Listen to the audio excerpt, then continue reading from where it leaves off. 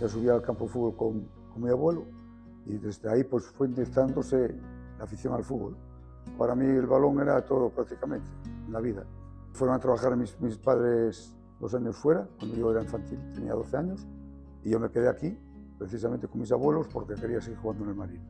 Viña, que aquel que fue portero de la Viles de Mas, que es del banco, y tenía un bar, y en su bar estábamos siempre hablando que si el Marino, el fútbol, para arriba, para abajo. Viña entró de secretario, me lió a mí, y en enero del 84 vine yo para acá. Entramos sin nada, y pensamos cómo cambiar el Marino, cómo buscarle otra dinámica. Pero el recuerdo más grande fue el mayor fue en el año 96. En el año 96 conseguimos el ascenso a la segunda B. Me decían que llegamos aquí a las 4 de la mañana, a las 3 de la tarde, que había 3 o 4 mil personas. Básicamente, ya te digo, todo por la calle, y aquel día es imborrable para todos nosotros. Y un día muy importante fue el que el Depor visitase el Miramar. Campo lleno hasta arriba, con unas gradas, y ese recuerdo queda para toda la vida. Ya te digo que ahora mismo en los carteles de anunciamiento del partido, esa es la imagen que tenemos.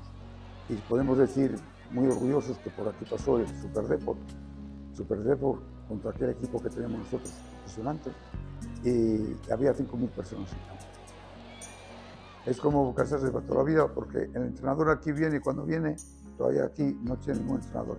Porque si tengo que echar un entrenador, tendré que marchar yo, porque si por caso yo deseché, aquí en el Marino, deseché en estos años, igual te digo, sobre 20 jugadores, que eran de lo mejorcito que había en Asturias, unos goleadores, otros defensas, de varios puestos. Eran grandes jugadores en el campo, pero después tenían otra vida en los vestuarios. Entonces eso es muy importante, que no meter una manzana podrida que por esto los saco, ¿no? De lo que me arrepiento, me falta el ambiente familiar. Llevo 20 años en el ambiente familiar, el del hogar familiar. Eso es lo que he hecho en falta, el hogar familiar, que eso es lo que me costó todo esto del Marino, y el intento de pasar al ayuntamiento. Yo ahora mismo me encuentro bien, me encuentro perfectamente bien, y no sé el tiempo que va a ser.